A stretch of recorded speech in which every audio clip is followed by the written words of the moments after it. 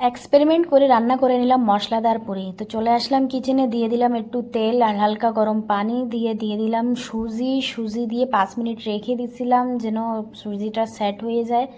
তারপরে দিলাম একটা সেদ্ধ আলু ছিল, ওটা ম্যাশ করে দিয়ে দিলাম, আটা দিলাম, তারপরে দিলাম মশলাগুলো। মশলাদার পুরি তো ভালো করে আমি দিলাম মশলায় যাবে হলুদ, লবণ, মরিচ, তারপর জিরা, আদা রসুন বাটা সব দিয়ে সুন্দর করে মাখায় নিয়েছিলাম। আমার পানি একটু বেশি হয়ে গেছিলো, তাই এই কারণে আমি আরও একটু সাদা আটা নিয়েছিলাম। সুন্দর করে আমি গমের আটার বানাইছি, আপনি যে কোনো আটার বানাতে পারেন। এত সুন্দর হয়েছে, আমার হাজব্যান্ড তো খেয়ে বলতেছে যেটা আমি একবার রেস্টুরেন্টে খাইছিলাম, এই পুরীর কি যেন একটা নাম আছে, তা আমি তো জানি না কি কোন জায়গা কেমনে বানানো হয় এই স্টাইল, কিন্তু কোনো একটা জেলাতে তো রান্না হয় এমন পুরি আমার মনে হয়। কিন্তু আমি এত সুন্দর করে এক্সপেরিমেন্ট করে আজকে রান্না করলাম।